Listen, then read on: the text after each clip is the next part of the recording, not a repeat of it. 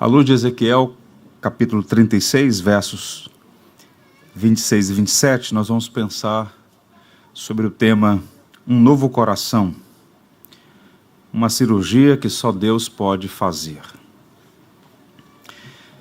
Dar-vos-ei coração novo, e porei dentro de vós espírito novo. Tirarei de vós o coração de pedra, e vos darei coração de carne.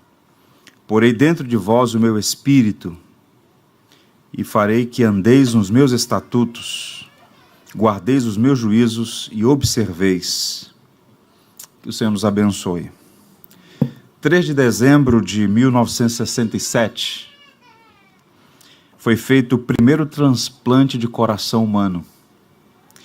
O Dr. Christian Bernard alcançou notoriedade por esse feito, que aconteceu na cidade de Cape Town, na África do Sul. A partir de então, milhares de pessoas que estavam condenadas à morte foram salvas por esse avanço da medicina, a possibilidade de transplantar o coração humano. Muitas pessoas com problemas cardíacos, portanto, foram beneficiadas por essa técnica de transplante. A passagem que nós lemos do profeta Ezequiel contém uma denúncia e uma promessa que tem relação com o que eu acabei de dizer aos irmãos. A denúncia, se você observar o contexto dessa palavra do profeta, é basicamente a seguinte: o homem, por natureza, tem um coração de pedra. É bem verdade que essa é uma figura de linguagem, uma metáfora, que é usada para denunciar a rebeldia humana, a falta de vida. O homem, por natureza, é rebelde contra o seu Criador e não tem vida. Essa condição é um tipo de enfermidade para a qual nenhuma técnica humana pode curar. Por mais avançada que esteja a ciência médica, ainda que os recursos científicos se multipliquem, não podem tratar o coração humano do ponto de vista espiritual. O pecado, de fato, é a maior enfermidade do coração humano. Eu diria que o pecado do coração é o coração do pecado. Tudo reside na condição interna. Razão pela qual Tiago, irmão do Senhor, faz a seguinte pergunta: de onde vêm as guerras e as contendas que há entre vós? Não vem das paixões que guerreiam dentro de vocês? Tiago apontando de modo muito claro que o problema não está fora do homem, mas dentro dele. O problema, ao contrário do que alguns fiéis do darwinismo social sugerem, a humanidade não está se desenvolvendo, ela está, na verdade, se degenerando. E nas primeiras palavras, nas primeiras páginas do livro de Gênesis, depois da queda, o cenário é sombrio, porque lá no capítulo 6 é dito assim: viu o Senhor que a maldade do homem se havia multiplicado na terra e que era mau todo desígnio humano, todo desígnio do seu coração. E desde como se afastou de Deus, ele sofre, portanto, as consequências de sua própria loucura. A Roquemar, a sabedoria hebraica, aponta o pecado como uma insanidade, como uma perturbação moral espiritual. De modo que o problema da humanidade não é externo, é interno, não vem de fora, vem de dentro. E Jesus Cristo, nosso Salvador bendito, ele sintetiza toda essa teologia das Escrituras quando ele afirma assim lá no Evangelho segundo Mateus: porque do coração procedem os maus desígnios, homicídios, adultérios, prostituição, furtos, falsos testemunhos, blasfêmias. A nossa sociedade, ela não tolera a palavra de Deus porque ela está nessa condição que o profeta descreve. Morta em seus delitos e pecados, com o coração endurecido, refratária, alienada de Deus e, por vezes, hostil, abertamente hostil ao Evangelho. E as pessoas hostilizam, zombam, questionam, criticam e desprezam as Escrituras Sagradas. No entanto, é justamente pela falta de compreensão da doutrina bíblica da queda que o homem está tateando, buscando meios em si mesmos para resolver um problema do coração, que é insolúvel à parte do Criador. Tratar os sintomas sem considerar a causa da enfermidade é um grande erro, é ignorância espiritual. E o pecado é considerado uma doença na alma. O pecado é um mal moral. E como doença, o pecado tem fundamentalmente 3 características. Primeiro, é uma doença hereditária. Todo homem, todo ser humano já nasce nessa condição, é inata. O diagnóstico bíblico está lá em Romanos 5,12. Portanto, assim como por um só homem entrou o pecado no mundo, e pelo pecado a morte, assim também a morte passou a todos os homens. Nós somos filhos de Adão, nós somos herdeiros da culpa e da condenação. Mesmo uma criança recém-nascida, que não fez nenhuma escolha ainda, ela já está nesta condição, porque não é ou não diz respeito ao que se faz ou deixa de fazer, é um estado no qual todo homem nasce, é hereditário. Não há depois de Adão nenhum justo, nenhum sequer, é o que a Bíblia afirma. É uma doença mortal, porque nascemos espiritualmente mortos. Não precisa ser feito nada para morrer espiritualmente, pois é uma condição inata. Esse estado se evidencia nos pecados praticados. E há um princípio genebrino que diz assim: não somos pecadores porque pecamos. Pecamos porque somos pecadores. Portanto, há uma relação de causa e efeito. Mesmo uma criança, na mais tenra infância, ela é capaz de atitudes tão estranhas aos seus pais, tão chocantes. Por quê? Não é porque ela aprendeu apenas. É porque é uma inclinação herdada. E essa inclinação para o pecado ela é mortal, porque o salário do pecado é a morte. Tiago diz, então, nessa dinâmica, que a cobiça, depois de haver concebido, dá luz ao pecado, e o pecado, uma vez consumado, gera morte. Mas o pecado praticado é o resultado do pecado herdado, da condição. E, portanto, o pecado também é uma doença universal. Paulo diz que todos pecaram e carecem da glória de Deus. O diagnóstico é de pandemia moral e espiritual global. Não há um justo, nenhum sequer, não há quem busque a Deus, não há quem entenda. Todos se desviaram, todos a uma se fizeram inúteis. E as melhores obras dos homens, conquanto boas do ponto de vista horizontal, não são suficientes para reconciliá-lo com o seu Criador. Nós batistas herdamos boas tradições, uma herança teológica maravilhosa. Uma delas, a Confissão de Fé de New Hampshire, escrita no início do século XIX, traduzida pelos missionários pioneiros que aqui chegaram, Zachary Clay Taylor. E no artigo 3, que trata da queda do homem, há um resumo do que essa doutrina nos ensina, tão importante para entender a doutrina da salvação. Há muitos cristãos com mentalidade pagã, porque ainda não entendeu a condição do homem sem Deus, a condição do homem pós-queda. E o artigo 3 diz assim: cremos que o homem foi criado em santidade, sob a lei de seu Criador, mas, por voluntária transgressão, caiu de tal estado santo e feliz.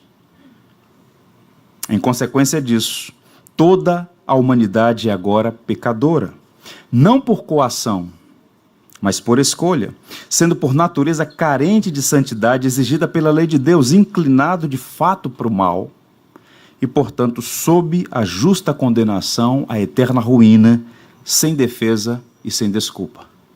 Está aqui um retrato 3x4, um resumo, uma sinopse da condição do homem. Foi criado em santidade, foi criado numa condição de felicidade, criado por Deus e para Deus, mas voluntariamente escolheu desobedecer a Deus e, buscando uma liberdade falsa, escravizou a si mesmo e aos seus descendentes, porque o homem só é livre como um peixe na água, debaixo do senhorio de seu Senhor. Quando o homem tenta libertar-se do senhorio de Deus, o que ele encontra é escravidão. Foi o que aconteceu com Adão. De modo que todo homem nasce nessa condição de coração de pedra, endurecido, indisposto a adorar a Deus, a amá-lo, a devotar a Ele a sua vida. Por isso o profeta Isaías, com muita propriedade, diz: a mão do Senhor não está encolhida para que não possa salvar, nem surdo o seu ouvido para não poder ouvir. Mas as vossas iniquidades fazem separação entre vós e o vosso Deus, e os vossos pecados encobrem o seu rosto de vós, para que não vos ouçam. Em outras palavras, o pecado é esta barreira que se interpõe entre o homem e o seu Criador. Todos os homens nascem nessa condição de alienação, de separação, e por conta disso não há paz, não há alegria, não há contentamento, não há vida, não há sentido. E na ânsia de tapar esse vazio existencial, o homem lança a mão de coisas boas, inclusive, mas não podem em si mesmas ocupar o lugar de Deus. O homem não pode ser reconciliado pelos seus caminhos, exceto o caminho de Deus, que é o próprio Cristo. O pecado separou Adão e Eva de Deus e todos os seus descendentes. O homem, portanto, está separado de Deus. Essa é a denúncia que é feita nessa passagem. Mas o profeta Ezequiel apresenta aqui uma promessa, e a razão pela qual nós estamos aqui, o motivo pelo qual fomos testemunhas de batismo nesta manhã, é porque essa promessa se cumpriu. Deus, em sua infinita misericórdia, fez a promessa, uma promessa graciosa. Ele prometeu dar ao seu povo um novo coração. E a linguagem usada por Ezequiel, coração de pedra, coração de carne, é uma referência à natureza espiritual do homem.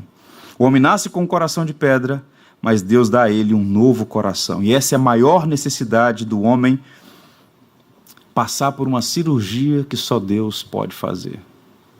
Percebam? Tente imaginar. Um homem experiente, não era mais um garoto, um homem que conhecia profundamente a lei, um homem que tinha uma conduta moral e ética acima do padrão.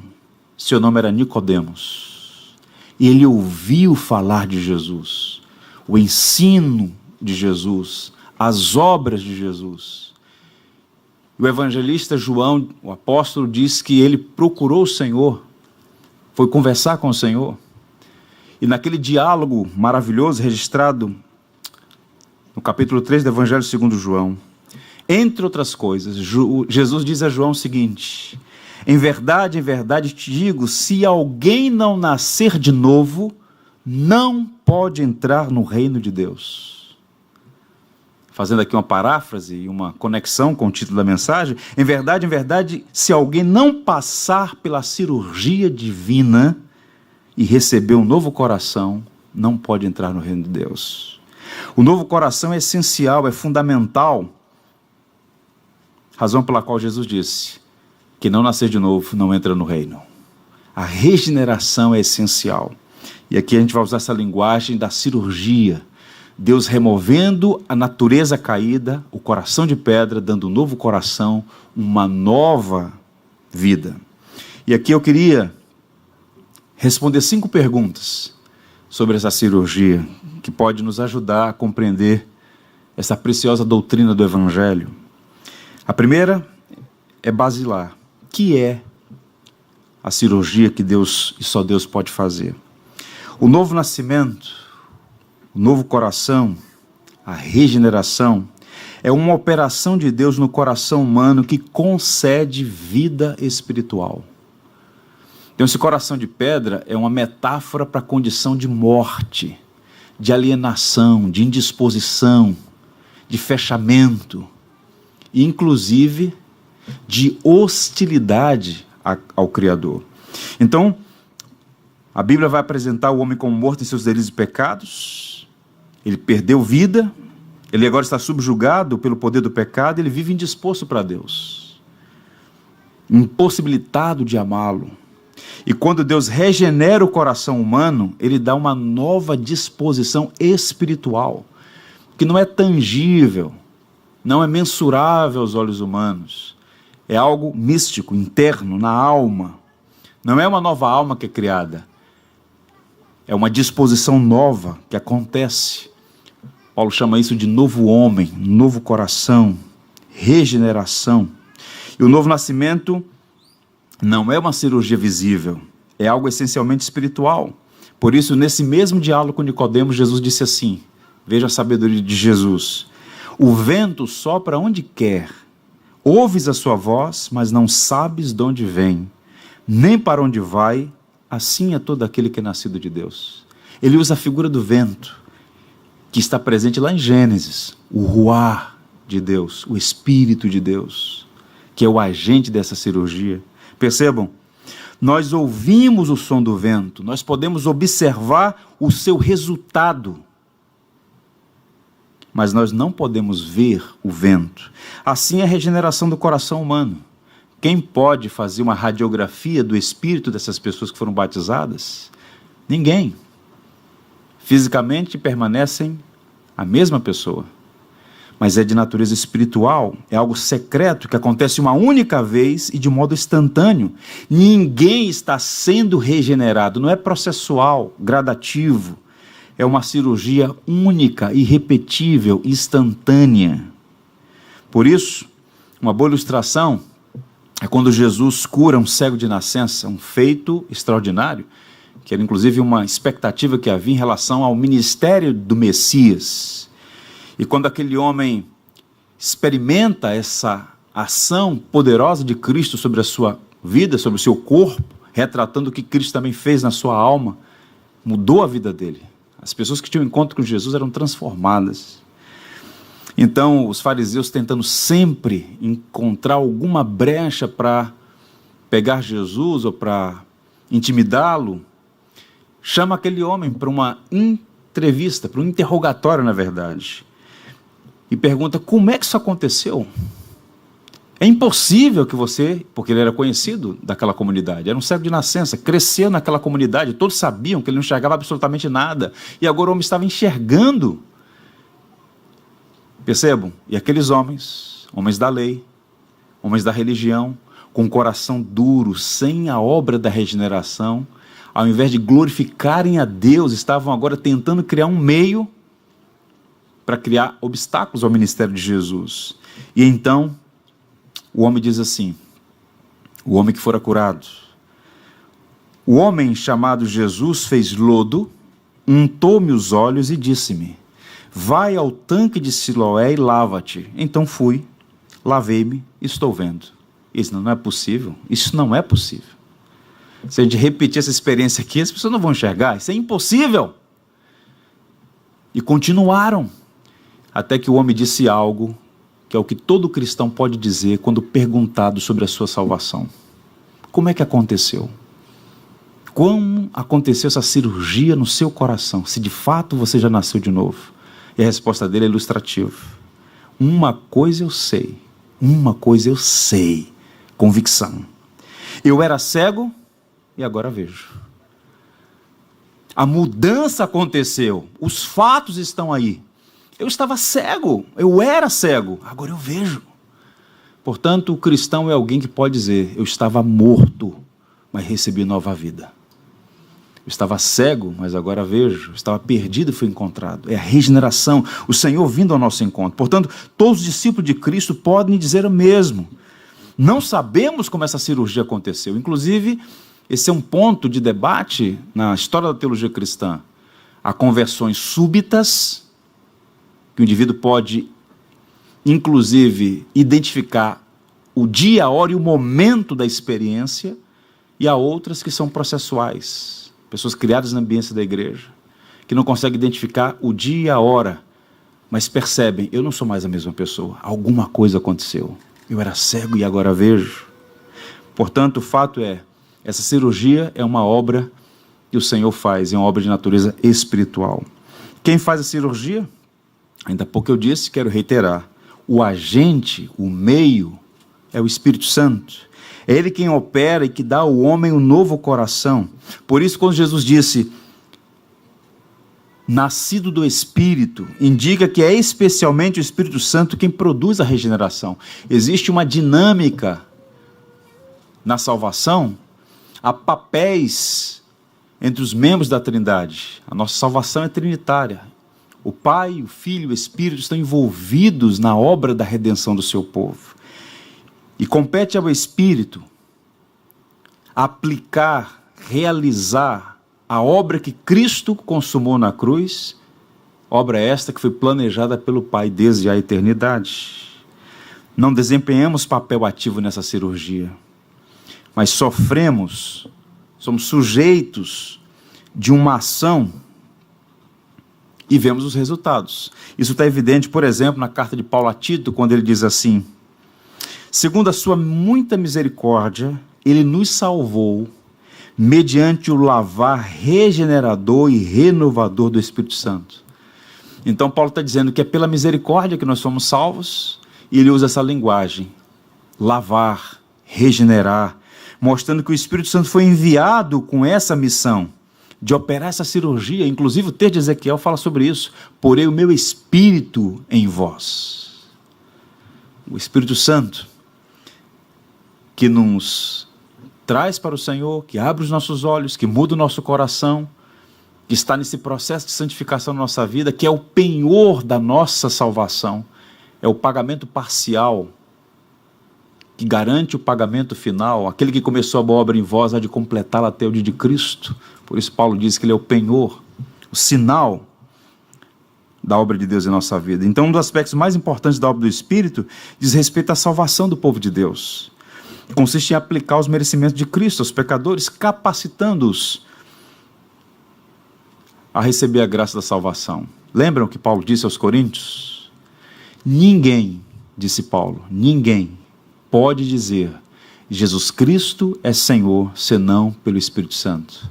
A verdadeira confissão, a confissão que reflete a condição do novo coração, essa confissão sincera, verdadeira, autêntica, ela é o resultado e uma evidência de que o Espírito já operou ali. É impossível haver um convertido sequer, um único convertido sequer, sem que essa transformação aconteça pela obra do Espírito Santo. Nosso grande pregador, o Charles Spurgeon, o maior pregador batista da história, ele disse com muita propriedade que é mais fácil ensinar um leão a ser vegetariano do que converter um coração pelo esforço humano. Não faz parte da natureza de um leão comer alface. Não faz parte da natureza humana amar a Deus. A natureza foi corrompida. O homem não quer a Deus. Não é questão de inteligência, de acesso à educação, não é questão de contexto histórico, social.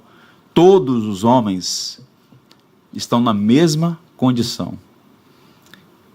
Quem não está no Espírito, os homens que estão na carne, diz Paulo aos Romanos, não podem agradar a Deus. Portanto, é evidente que é necessário que haja essa intervenção do Espírito Santo.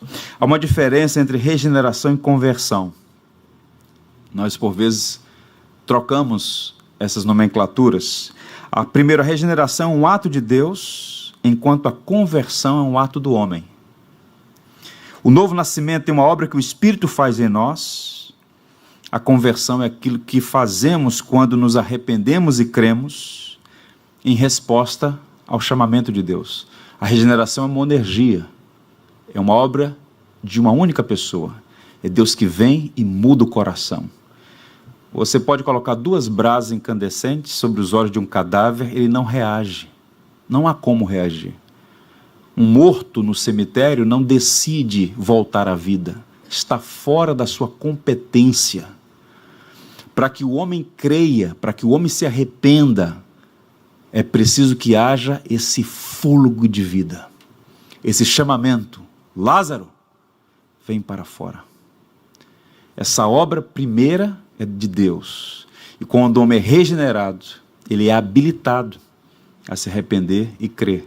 Então a regeneração é obra de Deus, a conversão que é processual, ela acontece no primeiro momento e estamos sempre nos convertendo, deixando o pecado e dirigindo-nos a Deus.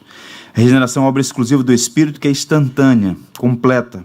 Portanto, quem faz essa obra é o Espírito Santo, o Deus que habita em nós. Os antigos diziam que o maior evangelista da história é o Espírito Santo. Ele é o responsável por todas as conversões genuínas da história.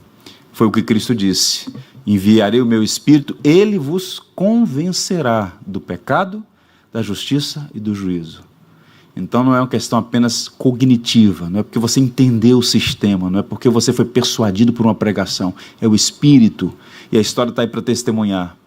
Por vezes uma leitura bíblica simples, por vezes um testemunho simples, por vezes uma pregação simples. Deus usa os mais variados meios mas é o Espírito que toca, que transforma, que regenera, que traz o homem para si. Pergunta: que instrumento é usado para fazer essa cirurgia? Resposta: a palavra de Deus é o bisturi do Espírito Santo. Deus mesmo, estabelecendo os fins, estabeleceu os meios. Como é que o Espírito infunde fé salvadora? Como é que o Espírito transforma o coração de pedra, tirando, removendo e colocando um novo coração? Usando esse bisturi, a palavra. Pedro diz assim no capítulo 1, fostes regenerados. Percebam toda a construção verbal, inclusive na língua portuguesa aponta isso claramente. Sofremos essa ação, fostes regenerados. Não de semente perecível, isso não tem a ver com o homem, mas imperecível, e aí vem a resposta, por meio da palavra, a qual é viva e operosa por toda a eternidade. É a palavra de Deus. Inclusive a palavra é a espada do Espírito, esse bisturi do Espírito, que vai lá e remove a velha natureza, infunde uma nova natureza. Razão pela qual, na tradição protestante, com aquela obra extraordinária que eclodiu no século XVI, os púlpitos voltaram para o centro dos salões de reunião, para que a palavra tenha primazia, para que a palavra ocupe o centro, porque não é outra coisa senão a pregação do Evangelho que Deus usa para trazer homens da morte para a vida, das trevas para a luz. A palavra de fato é o bisturi de Deus. Tiago, irmão do Senhor, diz, segundo o seu querer, percebam, ele nos regenerou pela palavra da verdade, Tiago 1,18. Mais uma vez, há uma harmonia entre os autores do Novo Testamento, apontando claramente isso. Essa cirurgia é uma obra que Deus faz no coração humano, é de natureza espiritual. Quem opera é o Espírito e o instrumento que ele usa é a palavra. Palavra pregada, palavra anunciada, palavra verbalizada. Razão pela qual nós cristãos temos que dar testemunho do Evangelho, falar do Evangelho, porque é por meio do ouvir a palavra de Deus que a fé opera. A fé vem pelo ouvir e ouvir a palavra, diz o texto sagrado. Imagine um homem morto espiritualmente, ele não pode fazer nada para tornar a viver, mas ele precisa soberanamente sofrer da parte de Deus essa ação, mudando o seu coração, e então ele responde a esses chamados. Um exemplo clássico disso, eu recomendo a vocês a leitura das obras de C.S. Lewis. Cresceu na ambiência da igreja anglicana, no século XX. Um cristão nominal, como muitos, frequentam a igreja, se familiarizam com a linguagem, com a liturgia, com as canções, com a dinâmica, mas, como Deus não tem netos, quem não passa pela experiência do novo nascimento não é filho de Deus, no sentido de receber os benefícios do unigênito Filho de Deus, que é Cristo. Nós somos adotados nessa família. De modo que, então, C.S. Lewis, aos 15 anos, literalmente, diz ele no seu texto, Cristianismo Puro e Simples, ele renega a fé dos seus pais, vai para a academia, se torna um dos grandes professores de literatura na Inglaterra, em Oxford, e fica nessa condição, refratário, impenitente, confessando ser ateu, não querendo nada com o evangelho, com o cristianismo, nada que essa linguagem era atraente a ele. Até que ele mesmo diz, fui surpreendido pela alegria. Esse é o título da sua autobiografia, surpreendido pela alegria. E ele então registra o seguinte: me rendi e admiti que Deus era Deus, me ajoelhei e pela primeira vez orei. Mas à frente ele diz, eu acredito no cristianismo, no evangelho, como acredito que o sol nasce todo dia, não apenas porque eu vejo, mas porque através dele eu vejo tudo ao meu redor. Em outras palavras, aquele homem cego, percebam, inteligente, mas ignorante, cego espiritualmente, quando ele sofre essa operação por meio da palavra, quando ele passa pela experiência do nascimento, uma mudança acontece. Como nós vamos ver, há evidências dessas mudanças. Mas uma primeira evidência é que agora o cego é colocado nele lentes pelas quais ele consegue enxergar a realidade. Não mais como alguém que vê nublado, mas com nitidez, que consegue ver as cores. Então ele diz, olha, eu acredito no cristianismo, não apenas porque eu estou vendo o sol, mas é porque através dele eu enxergo todas as coisas. Ele encontrou sentido, se tornou um dos grandes autores do século passado. Ainda hoje suas obras são publicadas no mundo inteiro. Uma quarta pergunta. Quanto custa essa cirurgia? Há um paradoxo aqui. Custa tudo e é de graça. Custa tudo para Deus, mas não custa nada para o homem. É cara e é de graça. É cara para Deus porque só havia uma maneira de reconciliar os homens consigo mesmo. A vileza, a tirania, a escravidão, o odor da morte, do pecado, fica evidente na cruz. Se houvesse outra maneira de salvar pecadores, Deus lançaria a mão dela, mas não havia. Quando Deus criou o mundo, diz a narrativa bíblica que Ele fez todas as coisas pelo poder da sua palavra, ex nihilo, a partir do nada. Haja luz e houve luz. Um comando e as coisas surgiam. Mas para perdoar pecadores, Deus não poderia dizer, haja perdão.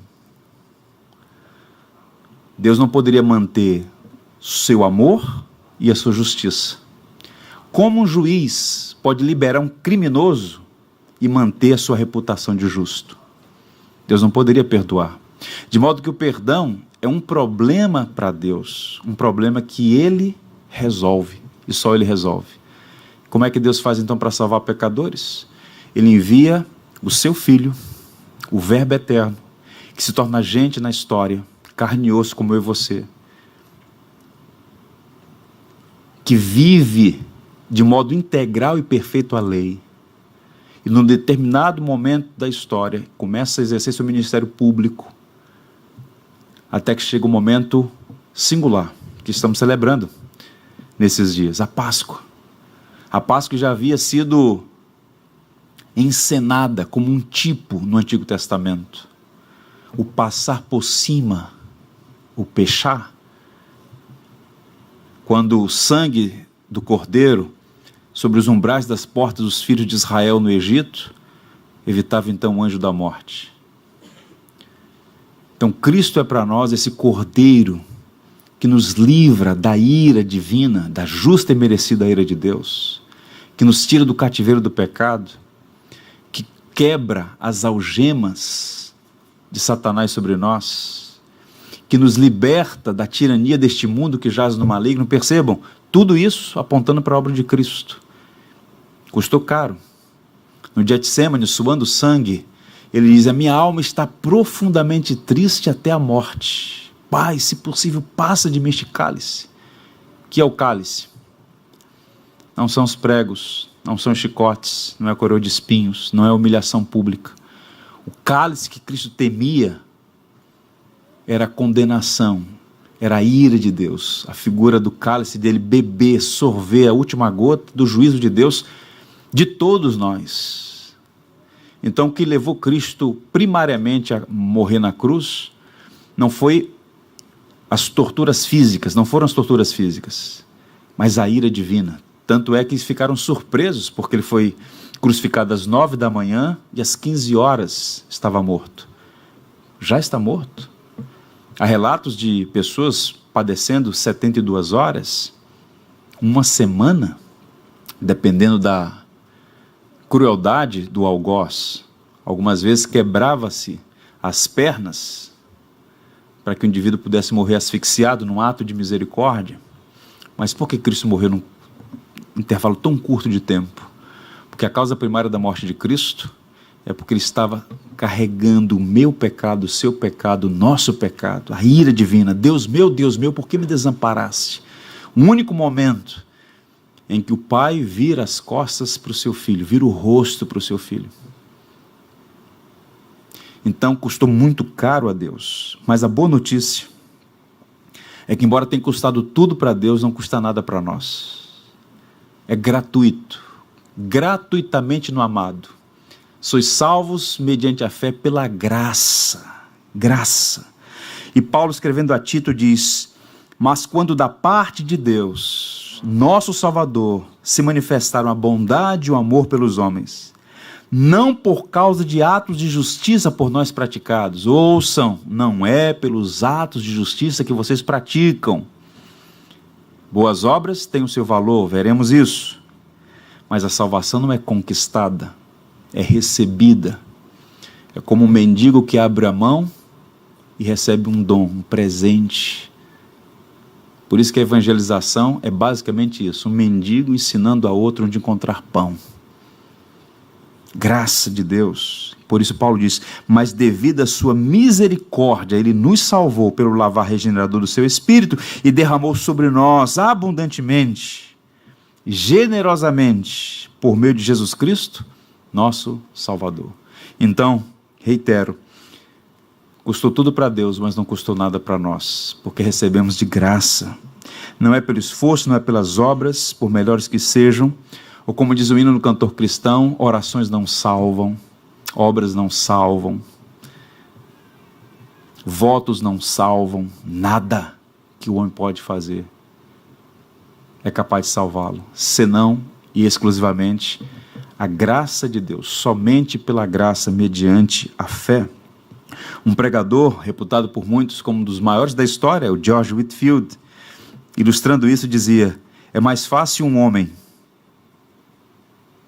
chegar à lua numa corda de areia do que salvar a si mesmo por suas obras. Por isso é uma marca distintiva da igreja genuinamente evangélica. Evangélica de abraçar o evangelho. Somos salvos pela graça somente, pela graça de Cristo. Para citar mais uma vez esse precioso documento da nossa fé, a Confissão de Fé de New Hampshire, o John Newton Brown resumiu no artigo 4, que leva o título Do Caminho da Salvação. Cremos que a salvação de pecadores é totalmente de graça, através do ofício mediador do Filho de Deus, que pelo decreto do Pai, livremente, tomou sobre si a nossa natureza, mas sem pecado. Honrou a lei divina pela sua obediência pessoal, que tendo ressuscitado da morte, ele está agora entronizado no céu e unido em sua maravilhosa pessoa às mais tenras simpatias com as divinas perfeições. Ele é de todos os modos qualificado para ser um Salvador adequado, compassivo e todo suficiente. Cristo e somente Cristo. Pelo que Ele é, pelo que Ele fez, é o nosso único e suficiente Salvador. Vocês ouviram a pergunta que foi feita aos candidatos? Não é um protocolo, é uma herança credal. Você crê que Jesus Cristo é o seu único e suficiente Salvador? Sim. Único, porque ele não partilha isso com ninguém. Não partilha com Paulo, não partilha com Pedro, não partilha com Maria, com Moisés, com Isaías. Só Cristo salva. Por isso ele é suficiente. Não precisa de mim nem de você, ele é suficiente. E por fim, a última pergunta. Quais são os resultados dessa cirurgia? A vida transformada. A vida transformada. Então o evangelho não é um sistema que você abraça como abraça um código doutrinal e ético. Envolve doutrina, envolve ética. Mas é fundamentalmente o poder de Deus transformando a nossa natureza, fazendo uma operação extraordinária na nossa vida. Razão pela qual, lá em 2 Coríntios, capítulo 5, verso 17, é um texto belíssimo que diz: se alguém está em Cristo, nova criatura é. As coisas velhas se passaram, tudo se fez novo. Aos Romanos, falando sobre a importância de morrer para o pecado e viver para Deus, ele disse: andemos nós em novidade de vida. E embora algumas dessas mudanças sejam gradativas, o comportamento muda porque o coração foi transformado. Então percebam, há uma mudança aqui.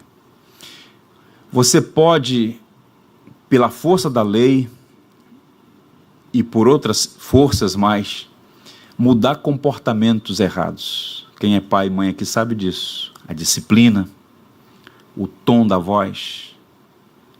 Crianças mudam comportamentos. Homens mudam comportamento pela força. Mas se o coração não for transformado, na primeira oportunidade, ele volta às práticas antigas. A mudança que é operada em nós começa no coração, e é por isso que são mudanças substanciais, porque elas não são mudanças circunstanciais, são mudanças que de fato aconteceram a partir de uma obra interna. É por isso que Jesus disse, Tiago vai nessa mesma direção, uma fonte de água salgada não pode jorrar água doce. Uma figueira não pode dar manga. É pelos frutos que se conhece a árvore, disse o nosso Senhor. Portanto, essas mudanças vão acontecendo como resultado dessa operação que aconteceu no coração. E é processual, como a vereda do justo, que vai brilhando mais e mais até ser dia perfeito. Eu queria apenas listar aqui para vocês algumas dessas mudanças que precisam estar na nossa vida. Como pastor, posso dizer para vocês com tranquilidade, tendo a Deus como testemunhas. Testemunha. Essa obra não está completa em mim. Há nódoas, há vícios, há fraquezas. Nós não somos ainda o que um dia seremos. Mas nós estamos num processo, e no futuro, Cristo olhará o fruto do penoso trabalho de sua obra e ficará satisfeito. Ele vai completar a boa obra que começou na nossa vida. E quais são as evidências de que você é salvo, de que você passou pela regeneração? Aqui os nossos irmãos foram batizados. O salvo tem prazer na palavra de Deus. Se você não tem prazer nas Escrituras, só há duas possibilidades. Não são 3, 4 ou 5. Duas possibilidades se você não tem prazer nas Escrituras. Ou você não nasceu de novo, ou você está doente. Uma característica de uma pessoa enferma, entre outras coisas, é a falta de apetite. Há uma anomalia biológica, orgânica, que a indispõe a alimentar-se. Então, se você não tem fome da palavra, acenda a luz, está doente. Ou, o que é pior, talvez você não tenha nascido de novo. É diferente de frequentar uma igreja, é diferente de exercer uma função na igreja, é diferente de ter amigos na igreja, é diferente de ter simpatia pela fé. Isso está escrito de modo muito claro na tradição judaico-cristã. No capítulo 1, no portal de abertura do Saltério, Salmo 1 diz: o justo tem prazer na lei do Senhor e na sua lei medita de dia e de noite. O ímpio é escarnecedor, zombador, despreza, zomba, escarnece, mas o salvo mudou a relação com as Escrituras Sagradas. E mesmo aquele crente limitado, como tantos na história, como tantos ainda hoje, sem acesso à boa educação, por vezes sem saber ler e escrever, mas que abraça o livro, e que quando ouve a palavra de Deus, aquilo é como mel na sua boca. Mudou a relação com a Escritura. O salvo tem prazer na palavra de Deus. O salvo tem vida de oração com Deus. Deus enviou Ananias ao encontro de Saulo, cego, na rua direita, esperando ali saber o que ia acontecer, impactado pelo Cristo ressurreto no caminho de Damasco. E quando Ananias, no primeiro momento reticente, mas em obediência ao Senhor, vai ao encontro de Saulo, quando abre a porta, qual é a primeira palavra que Ananias transmite a Saulo? Irmão Saulo. O perseguidor agora é um irmão, foi transformado. E o texto diz que ele estava orando. Uma pessoa nascida do Espírito aprende a falar com Deus. Assim como o ato de respirar é um sinal de vida, a oração é um indicativo do novo nascimento. Isso não tem a ver com quantidade de tempo. Os pagãos, por muito falar, não serão ouvidos, disse Jesus. Não é pelo muito falar. Há uma diferença entre a oração cristã e as ladainhas.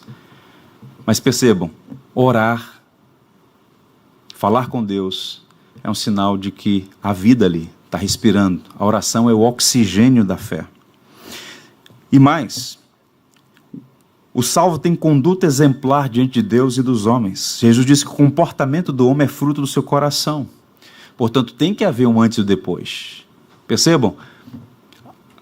causa e efeito. As obras não causam a sua salvação. Não é a raiz, obra não é raiz da salvação, é fruto. Então precisa o indivíduo dar sinais de que mudou, nasceu de novo. Conduta moral ética. Nós somos chamados a ser luz em um mundo em trevas, luzeiros em um mundo trevoso, andar em novidade de vida. O salvo adora a Deus na beleza da sua santidade, e essa adoração, né, que é mais do que cantar, essa consciência da grandeza, da glória de Deus, o propósito eterno pelo qual fomos criados, é a maior alegria do salvo. Evangelização vai terminar, escola bíblica vai terminar, mas a adoração é a nossa vocação eterna, o fim último para o qual nós somos criados, adorar a Deus e nos regozijar na sua beleza. Então, adoração, sinal da novo nascimento. O salvo mantém comunhão com o povo de Deus. Esse é o quinto sinal. Não existe a possibilidade de estar em Cristo e desconectado da igreja. Que anomalia é essa? Se nós víssemos, por exemplo, agora, sair daqui desse espaço, um corpo passando sem a cabeça, estranho. Não existe tal coisa. Há uma unidade orgânica entre a cabeça e o corpo. Não pode haver a cabeça sem o corpo, nem o corpo sem a cabeça.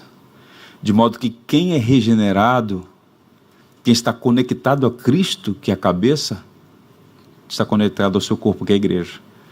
Você não pode ter Deus como pai, se não tem a igreja como mãe, disse Cipriano, Calvino, os grandes teólogos da igreja antiga, apontando para isso, essa relação. E vejam quantos testemunhos nessa direção, gente que não suportava a igreja.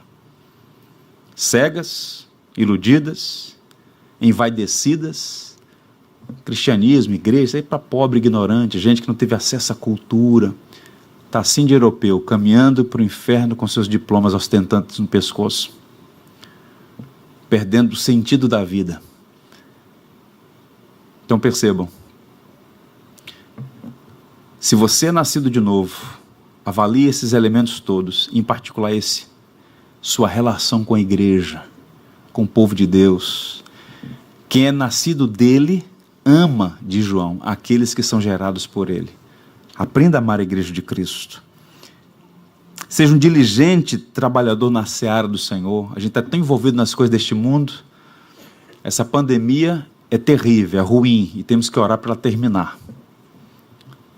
Não devemos orar para ela ser prolongada. Pelo contrário, Senhor, traz refrigério, chega, tem misericórdia. Mas até ela passar, não a desperdice. No primeiro momento, naquele susto do ano passado, percebam o que aconteceu. Fomos parados, nós que estávamos sempre no frenesi, barulho, multidão e pressa, parados e colocados diante do que tem mais valor. Em casa, com a família, com a palavra. Muita gente foi reconciliada, muita gente teve a sua fé revitalizada, parou para pensar sobre o que de fato é importante. Quanta gente com todos os recursos viu a vida escoar pelos dedos. Profissionais de saúde, médicos perderam a vida. Homens, mulheres, com todos os recursos à disposição perderam a vida. Porque a vida, meus irmãos, de fato é uma neblina que cedo passa. Portanto, seja diligente.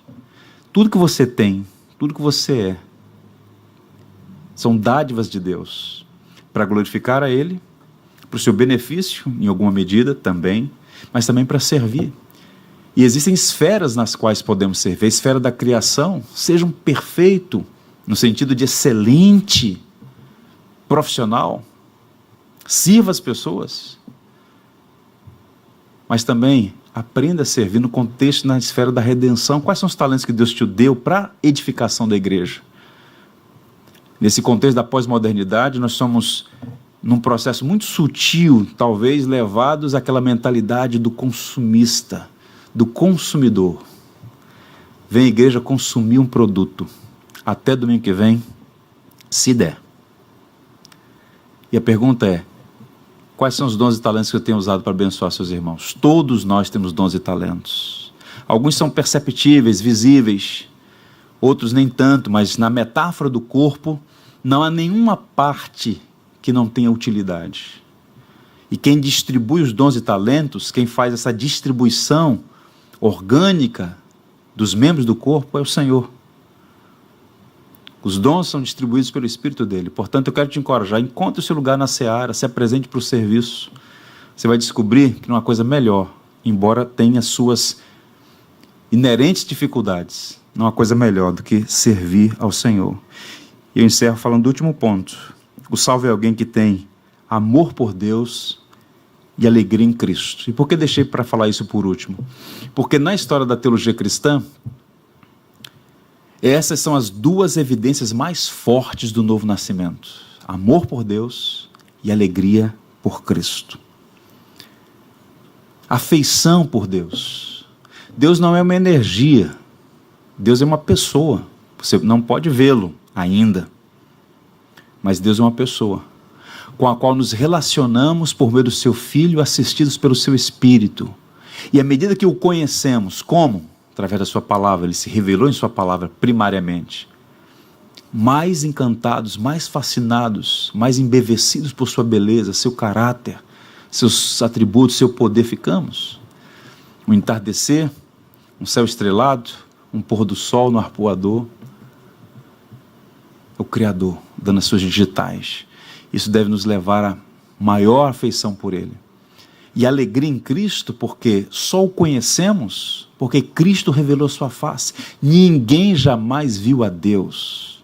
O seu Filho é quem o revelou. Senhor, mostra-nos o Pai, disse Filipe. Ué, há tanto tempo estou convosco. Quem vê a mim vê o Pai. Cristo é a expressão exata do ser de Deus. Cristo é a estampa de Deus.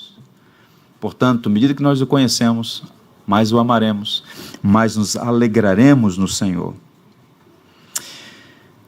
Eu comecei lendo o livro de Ezequiel e eu quero ler mais uma vez, só que numa versão que a gente chama de paráfrase, versão viva. Darei a vocês um coração novo e porei um espírito novo em vocês. Tirarei de vocês o coração de pedra e lhes darei um coração de carne. Porei meu espírito em vocês e os levarei a agirem segundo os meus decretos e a obedecerem fielmente as minhas leis. Que o Senhor nos abençoe, que cada um de nós tenha plena convicção e haja muitas evidências que passamos por essa experiência. Os nossos irmãos, a nossa palavra de encorajamento: permaneçam no Evangelho. Não olhem para trás, permaneçam no Evangelho. Abracem a Cristo, amem a Cristo. Falta muito pouco para nós todos atravessarmos o rio e vermos face a face o Cristo crucificado e ressurreto.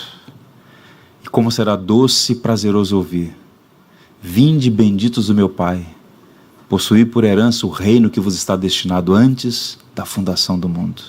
E agradecê-lo, porque não foi a nossa esperteza, não foi a nossa capacidade, não foram as nossas obras, mas a sua graça inexplicável, bendita e maravilhosa, que nos tocou, que nos encontrou, que nos achou, que nos chamou para si, e nos salvou e nos colocou, junto com outros irmãos, na mesma direção, até a eternidade. Glória a Deus por isso. Vamos orar, agradecendo a Deus pela bênção da regeneração. Nosso Deus e Pai, mais uma vez, tal como o apóstolo Pedro na sua primeira carta, bendito seja Deus e Pai de nosso Senhor Jesus Cristo, que nos regenerou para uma viva esperança.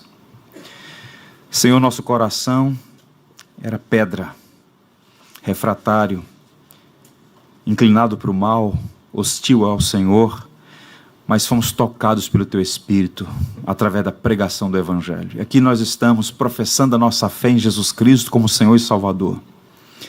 Senhor Deus, sustenta-nos no Evangelho. Que não haja ninguém aqui, Senhor, duvidoso quanto ao seu estado espiritual, mas que tenha plena convicção: eu passei por essa experiência. Eu recebi o dom de um novo coração, uma nova vida. E que a nossa maneira de viver possa testemunhar, testificar da autenticidade a essa experiência que o Teu Espírito operou em nós. Uma experiência ilustrada no batismo: morte para o pecado, nova vida para o Senhor.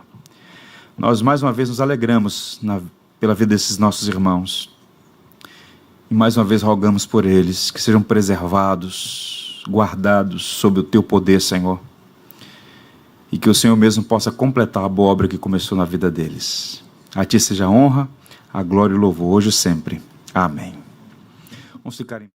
Tudo que tens feito, por tudo que vais fazer, por tuas promessas e tudo que és, eu quero te agradecer com todo o meu ser. Te agradeço, meu Senhor, te agradeço, meu Senhor, te agradeço por me libertar e salvar, por ter morrido em meu lugar. Te agradeço, Jesus, te agradeço, eu te agradeço, te agradeço por tudo que tens feito, por tudo que vais fazer, por tuas promessas e tudo que és. Eu quero te agradecer com todo o meu ser. E aí? Te agradeço,